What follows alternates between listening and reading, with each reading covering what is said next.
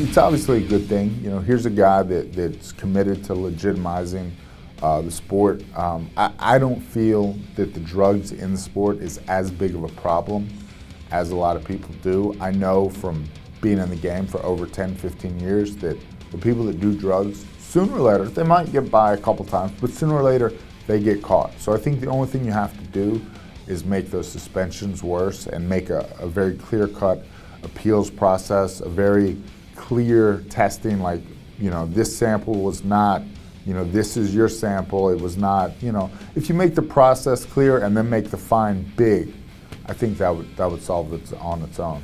You know, I know Anderson wasn't on drugs when he was good, neither was I. You get on drugs when you're not good anymore, when you know you're slipping. That's when guys like that turn to drugs. And I don't want to comment on his particular thing. To the best of my knowledge, that's still, you know, being disputed, or when I don't know. But I can tell you, just, you know, when he was good, he was good. That's all it was. It wasn't drugs, you know.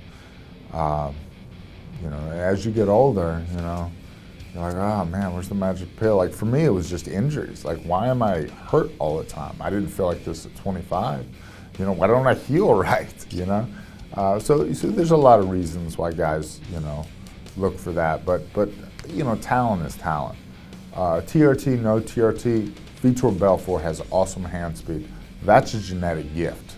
Period. That's why he's so good. Is because he's got that hand speed. You know, that and timing that he has with it. And you know, obviously that led to, you know, kick we were talking about earlier. But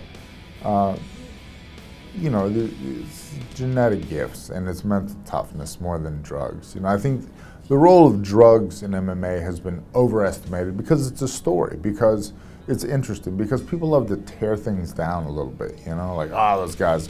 Because I, as a guy that has been in a college football locker room, see guys in the NFL, and I want to believe that they're on some magic stuff. Because there's no way on God's earth that I could do that, you know? I'm upset that I could never be that athletic. There's no training, there's no hyperbaric chamber, there's nothing that could make me do that. There's no drugs that could make me, you know, good enough to be in the NFL either.